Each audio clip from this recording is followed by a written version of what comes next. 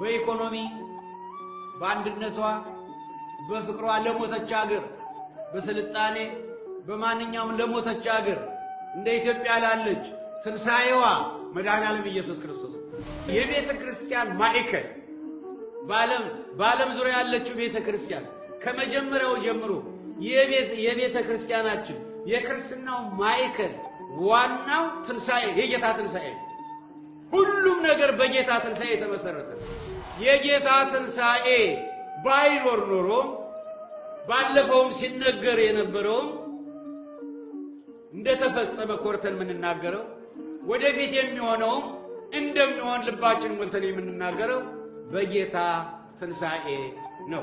ወንድሙን የሚጠላ ነፍሰ ገዳይ ነው። ስለዚህ ብዙዎቻችን ሰዎችን አንወድም፣ የምንጠላቸው ሰዎች አሉ። ክርስቲያን ጠላቱንም ቢሆን እንዲወድ ነው እንጂ ወገኖች ክርስቲያን ሰውን እንዲጠላ በምንም አይነት ወንጌሉ አይልም። ከሞት መነሳት ማለት ዛሬ ነው። በሕይወተ ሥጋ እያለን ነው። በሕይወተ ሥጋ ተጎድተን እስከ ቂማችን እስከ ኃጢአታችን ከሞት ሌላ ሁለተኛ ሞት ነው የሚጠብቀን። አልዓዛርን ከመቃብር ብልሽቱን አስወግዶ መዓዛው እንዲያምር አድርጎ ያስነሳ አምላክ ሁሉን ቻይ ጌታ ኢየሱስ ክርስቶስ ከኛ ጋር ነው። ንስሐ እንግባ። ይሄን ያልኩትን ማይረባባውን ነገር ሁሉ እንተወው። በኃጢአታችን እንናዘዝ፣ በቅዱስ ቁርባን እንታደስ። ከአልዓዛር በላይ አልዓዛር እንሆናለን። በስመ አብ ወወልድ ወመንፈስ ቅዱስ አሐዱ አምላክ አሜን። ክርስቶስ ተንሥአ እሙታን በዐቢይ ኃይል ወሥልጣን አሰሮ ለሰይጣን አግዓዞ ለአዳም ሰላም እምይእዜሰ ኮነ ፍስሐ ወሰላም። በድጋሚ እንኳን ለብርሃነ ትንሣኤው በሰላም አደረሳችሁ አደረሰን። እግዚአብሔር መንፈስ ቅዱስ እስካሁን አብሮን እንደነበረ አሁንም አብሮን በመሆን እሱ ራሱ እንዲያስተምረን ቃሉን ምስጢሩን እንዲገልጥልን ቅዱስ ፈቃዱ ይሆንልን። በዛሬው ዕለት የምንማርበት የትምህርት ርዕስ አነ ውእቱ ትንሣኤ ወሕይወት፣ እኔ ትንሣኤም ሕይወትም ነኝ ያለውን ነው መነሻ የምናደርገው። ምክንያቱም ጌታ እሁድ ተነሳ፣ ሰኞ ማዕዶት ነው፣ ማክሰኞ ካላየሁ አላምንም ያለው የቶማስ መታሰቢያ ነው። እንደሱም ደግሞ ካላየን አናምንም ለሚሉ መታሰቢያቸው ነው። ረቡዕ አልዓዛርን ከሞት ያስነሳበት መታሰቢያ ነው። ለምን አልዓዛርን ከሞት ያስነሳ? እሱ ደግሞ ራሱ ሙቶ ተነሳ ለማለት ነው። እሱ ራሱ ሙቶ ተነሳ።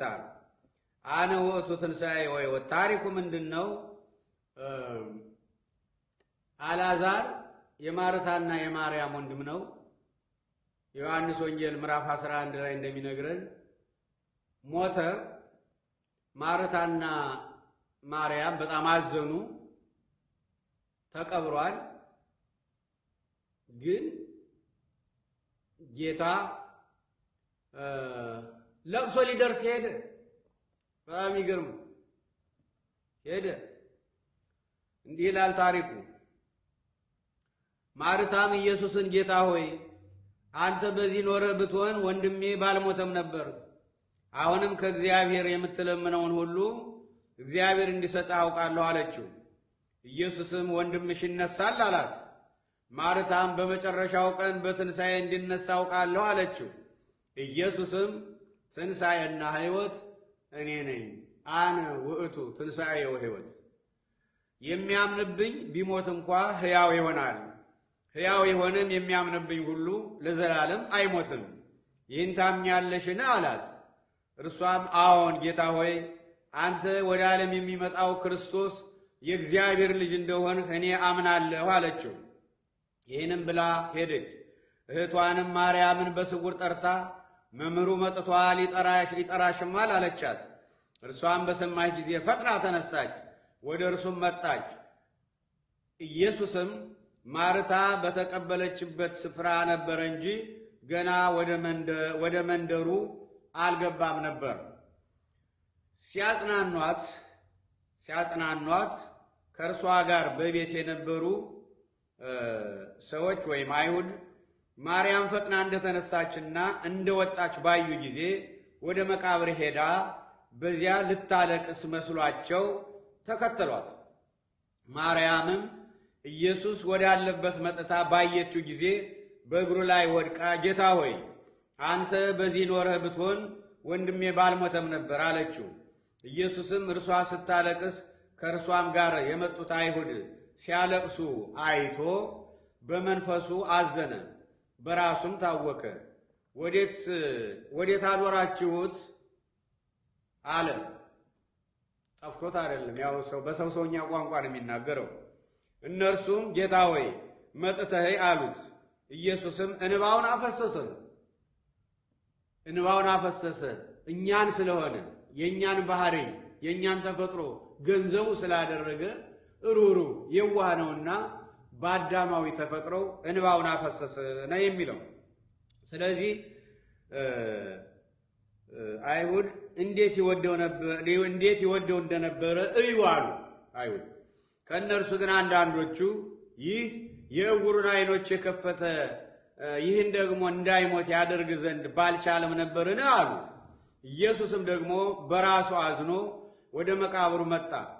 እሱም ዋሻ ነበረ፣ ድንጋይም ተቀምጦበት ነበረ። ኢየሱስ ድንጋዩን አንሶ አለ። የሞተውም እህት ማርታ ጌታ ሆይ ከሞተ 4 ቀን ሆኖታልና አሁን ይሸታል አለችው። ኢየሱስ ብታምኝስ የእግዚአብሔርን ክብር እንድታይ አልነገርኩሽምን አላት። ድንጋዩንም አነሱት። ኢየሱስም ዓይኖቹን ወደ ላይ አንስቶ አባት ሆይ ስለ ሰማኸኝ አመሰግንሃለሁ፣ ሁልጊዜም እንድትሰማኝ አወቅሁ። ነገር ግን አንተ እንደላከኝ ያምኑ ዘንድ በዚህ ዙሪያ ስለቆሙት ሕዝብ ተናገርሁ አለ።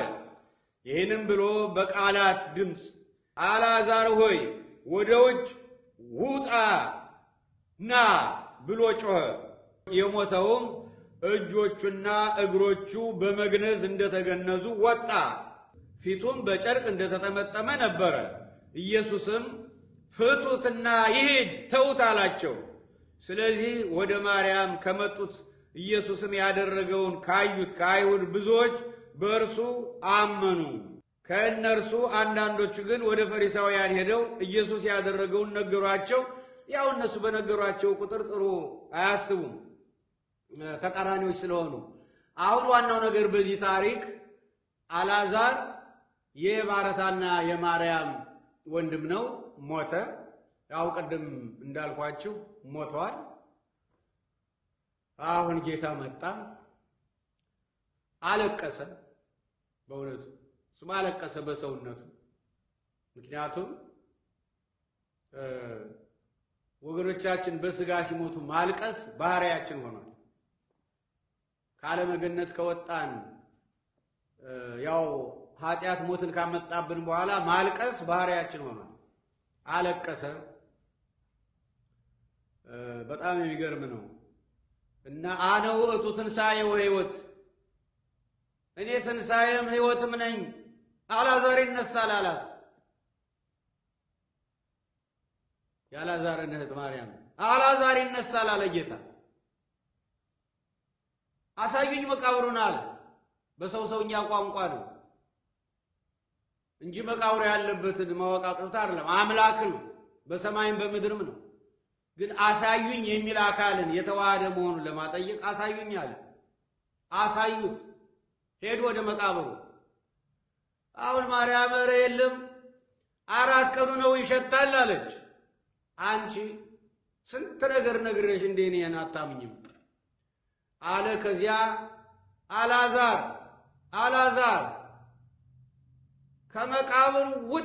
ከመቃብር ውጣ ና አለው።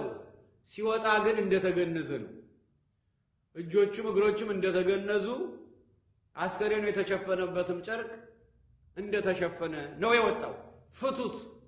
ፍቱለት። መግነዞቹም ተፈቱ፣ የተጠቀለለበት ጨርቅም ተወገደለት።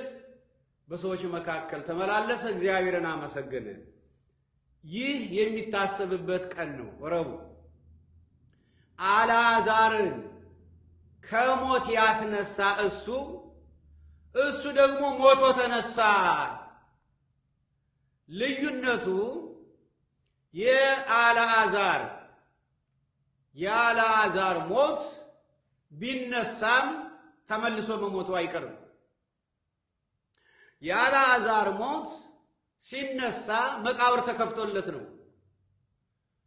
የአልዓዛር ሞት እጆቹ እግሮቹ ተገንዘዋልና ሰው ነው የፈታለት። አስከሬኑ ሰውነቱ የተጠቀለለበት ጨርቅም በሰው ነው የተወገደለት።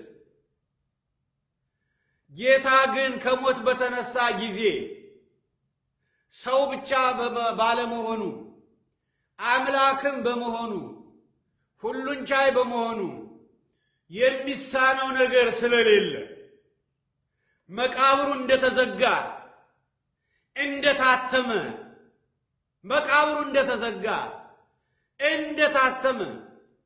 መቃብር ክፈቱልኝ፣ መግነዝ ፍቱልኝ፣ የተገነዝኩትን ጨርቅ አስወግዱልኝ ሳይ ሁሉንም በመቃብሩ እንዳለ ትቶ መቃብሩም እንደተዘጋ በኃይል ተነሳ።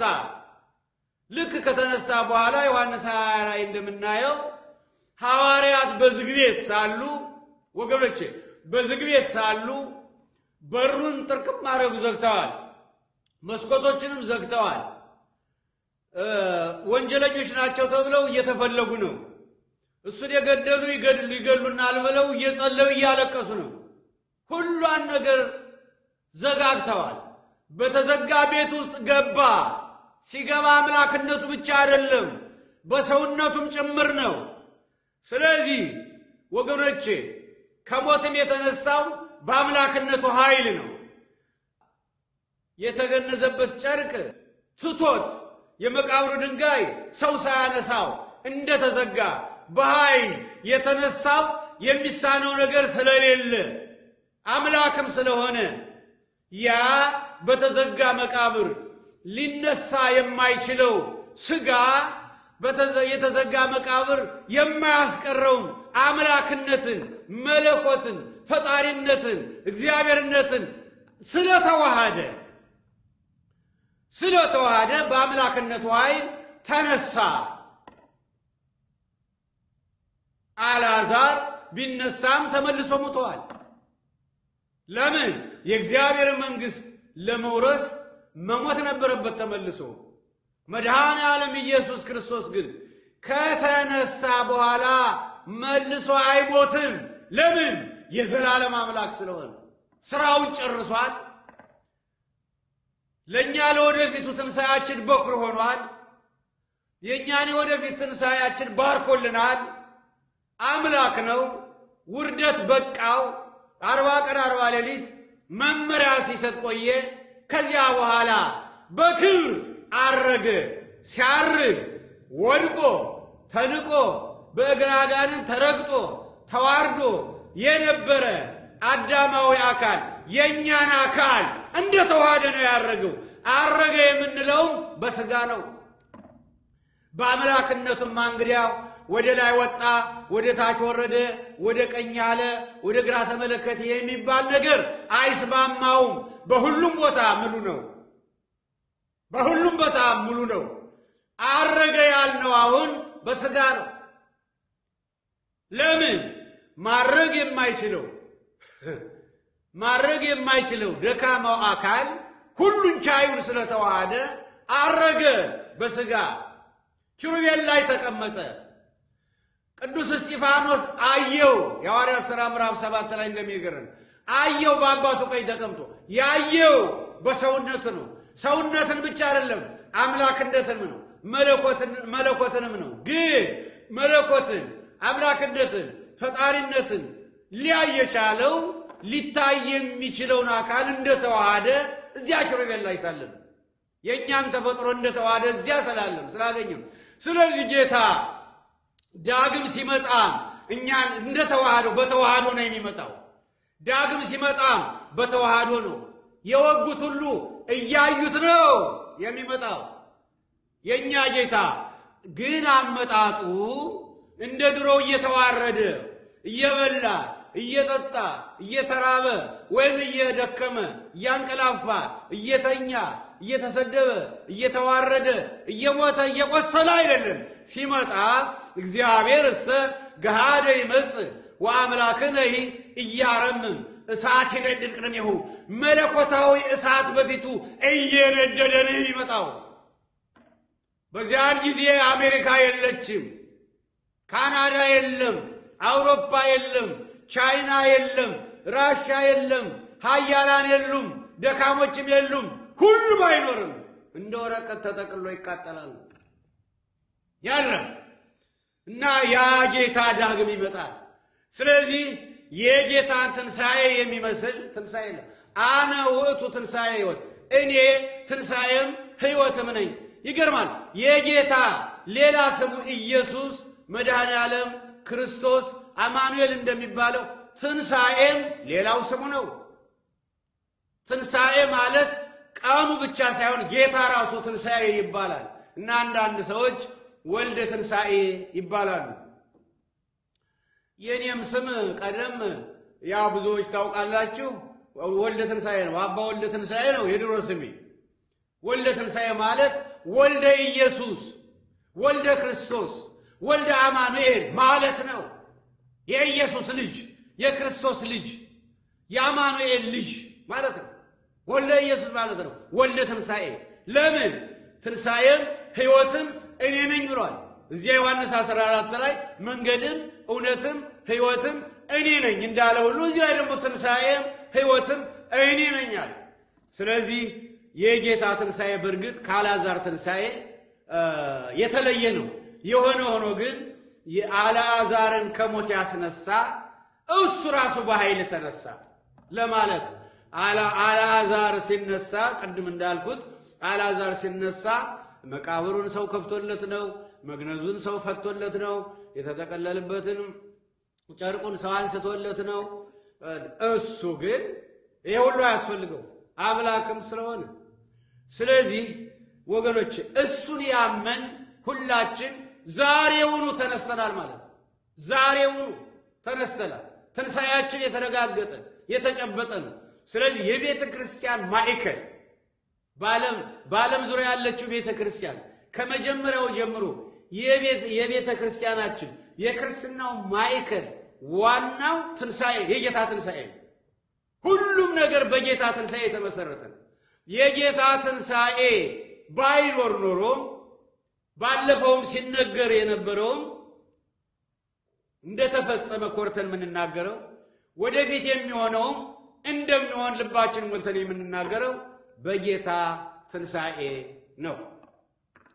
ይህ ሞት እንድል አድርጎ የተነሳ ጌታ አልዓዛርን ባስነሳው ጊዜ ምን ብለው ነበር? እነ ማርያም እነ ማርታ ሰዎች ምን ብለው ነበር? ከተቀበረ 4 ቀኑ ነው ይሸታል። ጌታ ግን ያጠረኑ የተበላሸውን መዓዛው እንዲያምር አድርጎ አስነሳው። ዛሬም ብዙዎቻችን በቁማችን ሞተናል። ሞት ማለት ምን ማለት ነው? የአንደኛ ዮሐንስ መልእክት ምዕራፍ 3 ላይ እንደሚነግረን ወንድሞች ሆይ ይላል ዮሐንስ በመልእክቱ። ወንድሞች ሆይ እኛ ወንድሞችን ስለምንወድ ማለት ሰው የሆነውን ሁሉ ስለምንወድ ወዳጆቻችን ብቻ ሳይሆን ጠላቶቻችንም ስለምንወድ አሁን ፍቅር መታወቂያችን ስለሆነ አሁኑኑ ከሞት ወደ ሕይወት እንደተሻገር እናውቃለን። ወንድሙን የማይወድ በሞት ስር በሞት ይኖራል። ወንድሙን የሚጠላ ነፍሰ ገዳይ ነውና። ስለዚህ ብዙዎቻችን ሰዎችን አንወድም፣ የምንጠላቸው ሰዎች አሉ። ክርስቲያን ጠላቱንም ቢሆን እንዲወድ ነው እንጂ ሰው የሆነን ሁሉ ወገኖች ክርስቲያን ሰውን እንዲጠላ በምንም አይነት ወንጌሉ አይልም። ማቴዎስ 5 የሚረግሟችሁን መርቁ ነው የሚለው፣ የሚጠሏችሁን ውደዱ ነው የሚለው፣ ለሚያሳዷችሁ ጸልዩላቸው ነው የሚለው። ክርስትና ማለት እንደዚህ ነው። ስለዚህ ይሄን ሁሉ በእግዚአብሔር መንፈስ ቅዱስ ኃይል ገንዘባችን ስላደረግን አለ ወንጌላዊ ዮሐንስ አሁኑኑ ከሞት ወደ ሕይወት እንደተሻገርን እናውቃለን። ወንድሙን የማይወድ በሞት ስር ይኖራል። ስለዚህ ሰውን የምንጠላ ካለን እርግጠኛ ነኝ ብዙዎች እንኖራለን። ሚስቱን የጠላ ባል ይኖራል። ባሏን የጠላች ሚስት ትኖራለች። የማይነጋገሩ ጉዳያቸውን በፍርድ ቤት የጨረሱ አንዳቸው የአንዳቸውን ሞት የሚመኙ አንዳቸው የአንዳቸውን ውድቀት የሚመኙ ስንቶች ይኖራሉ። ዛሬ አልፎ ተርፎ አንዱ ጎሳ የሌላውን ጎሳ የሚመኝ ስንት ክርስትና አለ። ዛሬ በአገራችን እኮ ተቃርነው ግራና ቀኝ የሚጋደሉት መስቀል ያሰሩ ናቸው። ስለተዋደዱ አይደለም፣ ስለተጣሉ ነው፣ ስለማይዋደዱ ነው። ስለዚህ ወገኖች እኛ የሃይማኖት መሪዎች ከምዕመናን ጋር ካልተዋደድን፣ ሰው የሆነውን ሁሉ ካልወደድን፣ የአገር መሪዎች ህዝቦቻቸውን ካልወደዱ፣ ህዝቦች መሪዎቻቸውን ካልወደዱ፣ ወገኖች አንዱ ሌላውን ካልወደደ በሞት ይኖራል ማለት ነው። በእኛ ደግሞ ይሄ የባሰ ነው። ቂም እየተጫወተብን ነው። በተለይ ቂም ይዘን የምንኖር ሰዎች ተበላሽቷል። ጠረኑ እንደ አልዓዛር 4 ቀን በመሆኑ ተበላሽቷል እንዳሉት በቃ ተበላሽተናል። ስለዚህ አልዓዛርን ከመቃብር ብልሽቱን አስወግዶ መዓዛው እንዲያምር አድርጎ ያስነሳ አምላክ ሁሉን ቻይ ጌታ ኢየሱስ ክርስቶስ ከኛ ጋር ነው። ንስሐ እንግባ። ይሄን ያልኩትን ማይረባባውን ነገር ሁሉ እንተወው። በኃጢአታችን እንናዘዝ። በቅዱስ ቁርባን እንታደስ። ከአልዓዛር በላይ አልዓዛር እንሆናለን። የእኛ ጌታ ከሞት እንድንነሳ ማድረግ ነው። ከሞት መነሳት ማለት ዛሬ ነው። በሕይወተ ሥጋ እያለን ነው። በሕይወተ ሥጋ ተጎድተን እስከ ቂማችን እስከ ኃጢአታችን ከሞት ሌላ ሁለተኛ ሞት ነው የሚጠብቀን። ይሄም ማረፍት ነበር እንዲያው። ስለዚህ እንዳይሆን እግዚአብሔር ያደረገልንን እንወቅ። አነ ውእቱ ትንሣኤ ወሕይወት፣ ትንሣኤም ሕይወትም እኔ ነኝ። በኢኮኖሚ በአንድነቷ በፍቅሯ ለሞተች አገር፣ በስልጣኔ በማንኛውም ለሞተች አገር እንደ ኢትዮጵያ ላለች ትንሣኤዋ መድኃኔዓለም ኢየሱስ ክርስቶስ አልዓዛርን ያስነሳ አገራችንም ያስነሳል። ከሞተችበት ኢኮኖሚያችን ከሞተበት ያስነሳል። ቴክኖሎጂያችን ከሞተበት ያስነሳል። አንድነታችን ከሞተበት ያስነሳል። ለምን? ሁሉን ቻይ ስለሆነ። ሙቶ የተቀበረ ትዳር ይኖራል፣ ፍቅር ያጣ ያን ትዳር ከሞት ያስነሳል። አልጋ ላይ ያለንም ሞት ፊታችን ቆሞ የሚያስጨንቀንም ፈቃዱ ከሆነ ያስነሳናል የኛ ጌታ። እና ለሞተው ሕይወትን የሚሰጥ አምላክ ሞቶብናል፣ አልቆልናል፣ አልቆለታል፣ ዋጋ የለውም የምንለውን ሁሉ ዋጋን የሚሰጥ አምላክ ነው። የሞተን የሚያስነሳ አምላክ ነው። የሚሳነው ነገር የሌለ ጌታ ነው። ይሄን ጌታ አጥብቀን እንያዝ፣ ከሱ ጋር እንኖር። የዛሬ ዓመት በሰላም ያደርሰን። እግዚአብሔር የተመሰገነ ይሁን።